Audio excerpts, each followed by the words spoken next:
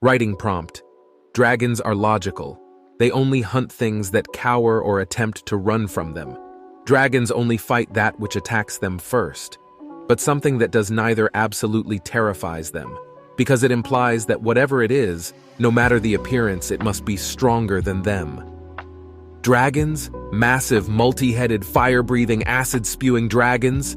Questioned Emerald. Yeah, said Alric. You walked into a dragon's lair, took a bag full of gold, walked out, and nothing? They just let you do it? Shot back Emerald in disbelief. Well, they didn't let me. And technically, I wasn't the one that took the bag of gold. It was Steve, replied Alric. Dragons were peculiar beings. They took whatever they wanted.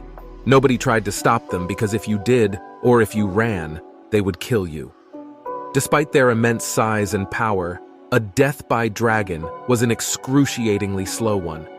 They were known to play with their prey for hours before letting them die. Dogs, however, are very different creatures.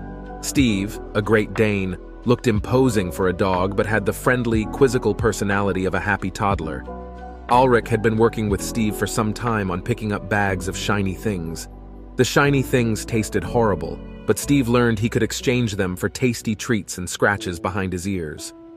On the fateful day, Alric walked Steve to the mouth of the dragon's lair and motioned him in. Steve made his way along the path, smelling for the shiny gold circles.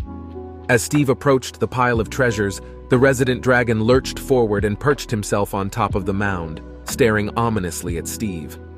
Unfazed by this, Steve trotted straight up to the dragon, tail wagging, and gave him a sniff. The dragon lowered its head, teeth bared, looking as if it was about to snap. Steve, taking this as a friendly gesture because of the way Alric would smile and put his face up to Steve's nuzzling him, touched noses with the dragon and gave him a short, polite lick. Steve reserved the overly sloppy licks for his friends he knew well. The dragon shuddered and pulled away.